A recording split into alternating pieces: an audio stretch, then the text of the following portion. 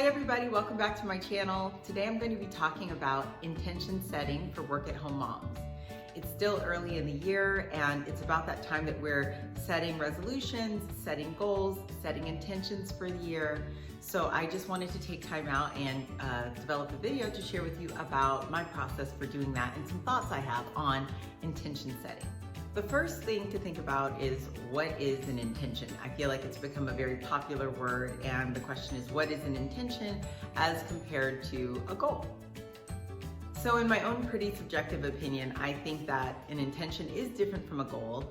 I think that goals are more specific and more measurable and something that can be evaluated based on a pretty specific definition, whereas an intention is something that's a little bit more broad and flexible and open to different interpretations in terms of whether or not it was achieved. So I have about 4 pieces of advice that I want to share with you about intention setting if you're a work-at-home mom. So as I mentioned, in my opinion, the difference between an intention and a goal is that a goal is more specific, more defined, and more measurable.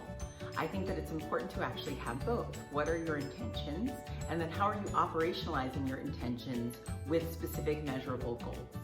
And when it comes to measuring my goals, I'm looking at how I will know that I'm making progress, how I will know I achieved the outcome, and then something else is how I will know the scale of the impact that I made, or if I made an impact. Especially for me as a social entrepreneur, that is something that's a little bit more subjective and slippery, but important for me to define, because all of my outcomes are not necessarily going to be monetized or in a measure that's very discrete and easy to count. Lion Lincoln, it's too loud. So when it comes to setting your intentions, you have to decide how it is that you're going to record your intentions for accountability. I like to keep my goals and my intentions in my planner. As you guys know, I've talked about this before, I have a planner that I pretty much take with me most places. It's a pretty thick, sturdy, robust planner that I got at Office Depot that I love.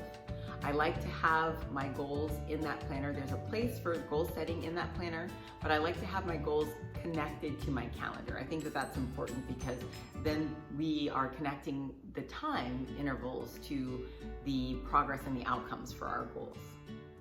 Besides keeping a record of my goals and intentions in my journal, this year I did something fun and new that I hadn't done specifically before, which was I developed a vision board. I have done vision boards with my children before in the past. It's been an activity that I think is really developmentally appropriate for them, and it just helps introduce the idea of setting goals and setting a plan in place for your life.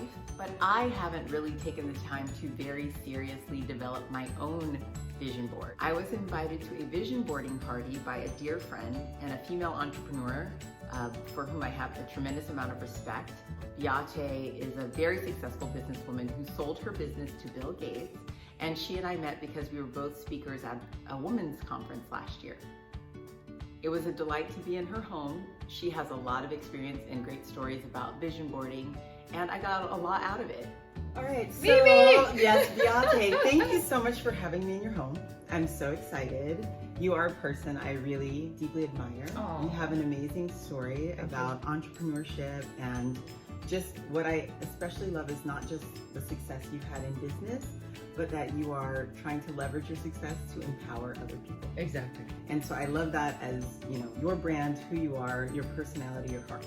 Thank you, thank you. So, and love is mutual. Well, hello everybody, so I'm Beate Chelette. I'm the founder of the Women's Code and also known as the Growth Architect. And so today we are going to do something that I do, I think, you know, I've done for about 10 years, and it's a vision board session. And vision boarding is the visual representation of goal setting, if you sort of translate it like that, right? So people say, I want to be successful, but what does that mean? You know, does that mean money in the bank? Right. Does that mean a career advance? You know, does it mean a raise? How much is the raise? So people are kind of like really vague about these things. And I'm going to point something out to you so you know the power of this. So I just got engaged, and I want you to take a look at this ring. And then you look at the ring that I envisioned last year, and you see it is the exact ring that I was envisioning. And I was like, here's a turning point, it's a photo of me and my partner.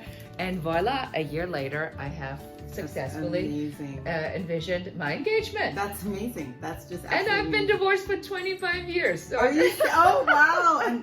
And so finally, when you envisioned it, it manifested. Exactly, it manifested. And so now the idea really is on the vision boarding is to get very clear about what is it that you even want. So there's two ways to do it. So some people just go look through magazines, they rip things out, and then they create their vision as they go along. Or you can be very deliberate about it. And, so this year I'm starting with my word. And my word for this year is now. And Mimi brought me a gift. Yes. And, I just saw that at Barnes & Noble a minute ago. And I know that you had said your word for the year was now. In fact, that was the word I was using also because you spoke about it at Woman Up.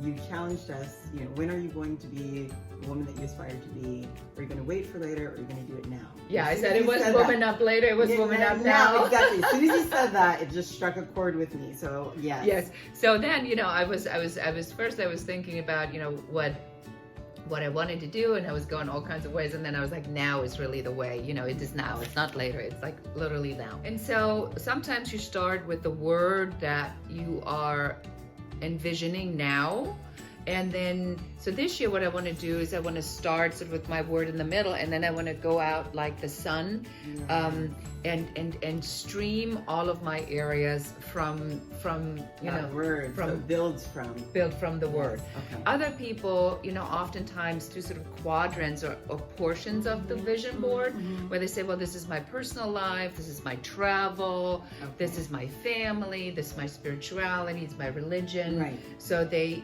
kind of separate that, and sometimes people sort of put it all together. And so for me, it really is a very individual way of how you look at it. But it's great to get together, you get to hang out with fun people, and we are creating what we want to do for next year. I'm so excited. This is my first time doing vision boarding in a session. Oh, first person here.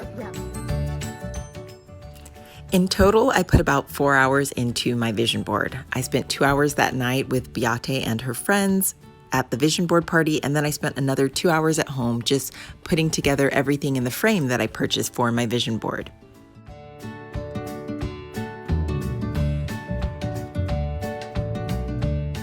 I had a great time at the vision boarding party. This is something I'm definitely going to do again and again in future years. My children also did vision boards this year.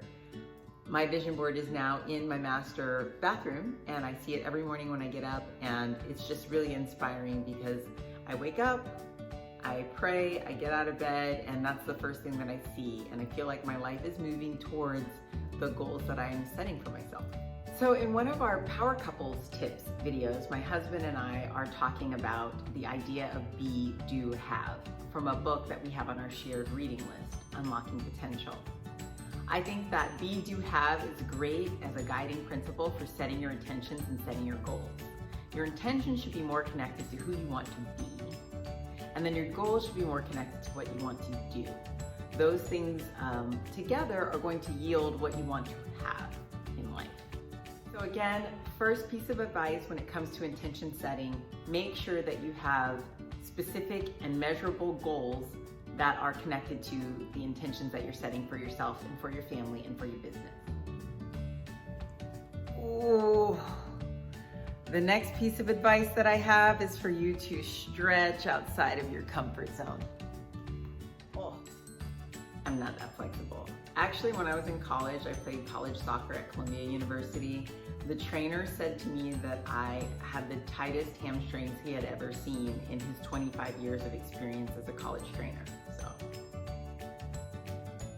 what can I say? I like to be exceptional. Surprisingly, one of my biggest challenges is actually stretching myself outside of my comfort zone when it comes to goal setting. This is why I like the idea of intention setting so much more, because I think intention is more connected to a notion of myself, who I want to be from this point moving forward. And there's a lot more grace in the process of setting an intention than a goal. I'm actually pretty hard on myself, and if I set a goal, I'm very disappointed if I don't actually hit that goal. So I think intention setting is a great starting place for me. And then I can deconstruct my intention into measurable goals that I can evaluate and see myself making progress on something that would have been possibly beyond my comfort zone. Another piece of advice that I have for you when it comes to your intention setting is to really think about collaboration. Often people don't pay enough attention to collaboration and fostering the relationships that they're going to need in order to achieve really big goals. There's an African proverb: if you want to go fast, go alone. If you want to go far, go together. You should be setting goals that are so significant that actually it's going to require powerful partnerships and collaboration to achieve those goals. So you might as well start building it in to the goal and into the intention from the beginning. My final piece of advice for you as a work-at-home mom is to really let your intention setting overlap between your business, your personal life, and your relationships. Ideally, all of these things will work together to create synergy towards the life that you want to live and who you want to be. Mommy, are you done?